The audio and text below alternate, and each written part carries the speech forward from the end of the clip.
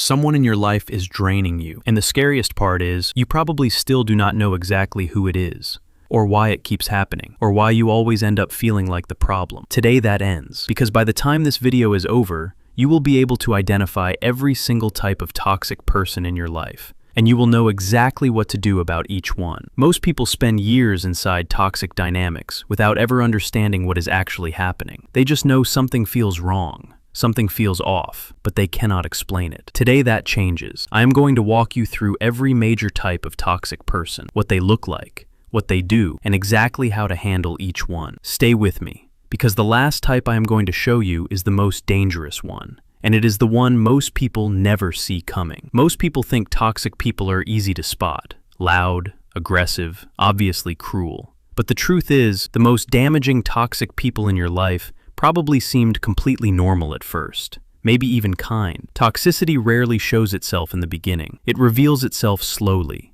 in patterns, in the way you feel after every single interaction. And that is exactly why so many people stay stuck for so long.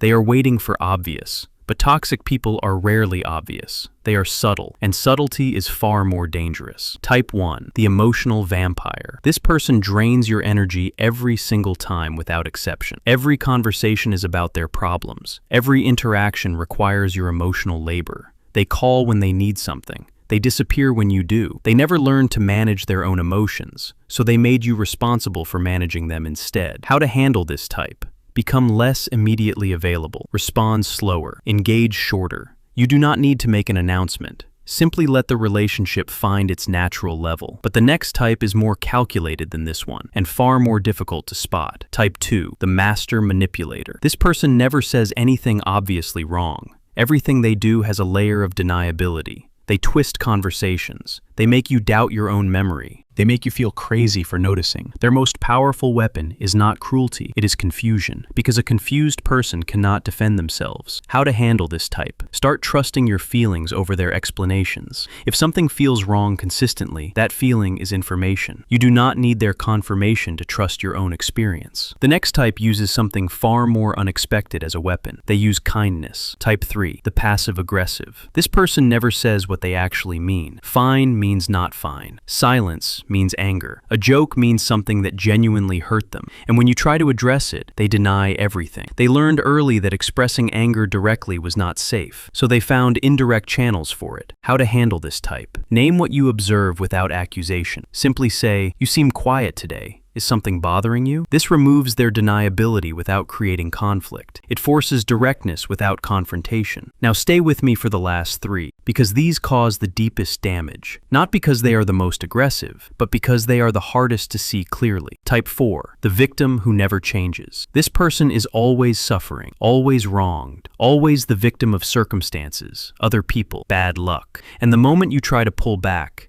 they suffer more, and you feel guilty for even considering your own needs. Victim identity removes personal responsibility. If everything is always happening to them, they never have to examine their own role. How to handle this type?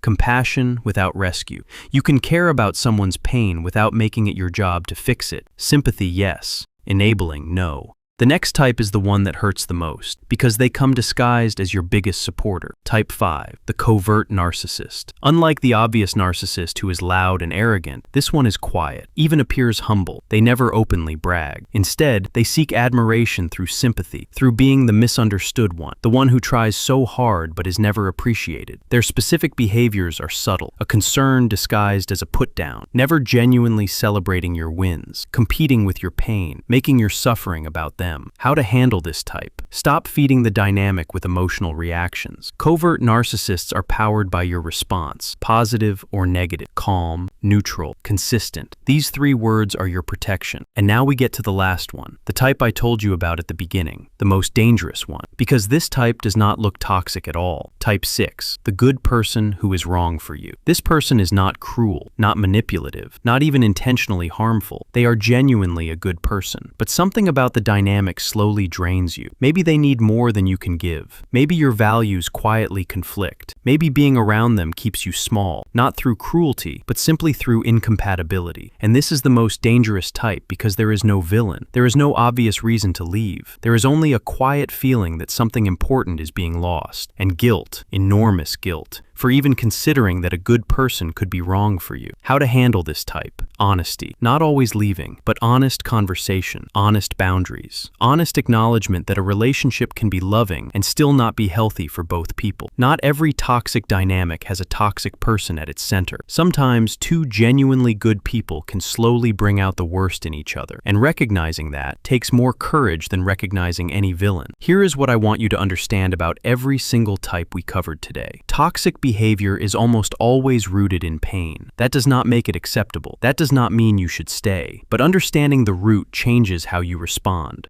You stop taking it personally. You stop trying to fix what was never yours to fix. And you start making decisions from clarity instead of confusion. You were never the problem. You were just someone who cared deeply inside a dynamic that could not honor that care. Trust what you feel. You have always known something was wrong. Now you have the language to name it and the tools to protect yourself from it. If this video helped you finally put words to something you have been feeling for a long time, subscribe. Every week on this channel, we go deeper into the psychology of human behavior so you can navigate your relationships with more clarity and more confidence. And drop a comment right now. Tell me, which of these 6 types do you recognize most in your life? I read every single one.